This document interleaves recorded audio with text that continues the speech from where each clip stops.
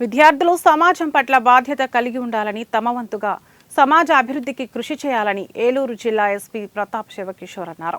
చింతలపూడి పట్టణంలోని సుబ్బరాజు హైస్కూల్లో జరిగిన mega parents meeting కి ముఖ్య అతిథిగా ఎస్పీ ప్రతాప్ శివకిషోర్ హాజరయ్యారు. ఈ సందర్భంగా ఆయన మాట్లాడుతూ విద్యార్థులు చాలా హ్యాపీగా ఉన్నారని, ఆడపిల్లలు ఎక్కువగా ఉన్నారని, ఇది చాలా సంతోషమని విద్యార్థుల తల్లిదండ్రులకు అభినందనలు తెలిపారు.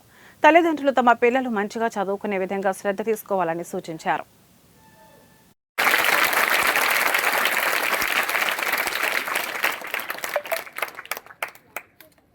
ఆల్మోస్ట్ మా స్కూల్ కూడా ఇలాగే ఉండేది. అప్పుడప్పుడు ఈ స్కూల్ కమిటీ ఈ ఎలక్షన్స్ కూడా అవి కొంచెం ఉద్రిక్తంగా కూడా ఉండేవి. ఆ పరిస్థితుల్లో ఇక్కడ మిమ్మల్ని చూస్తే చాలా చక్కగా హ్యాపీగా అందరూ చక్కగా ఉన్నారు. అది చాలా సంతోషదాయకం.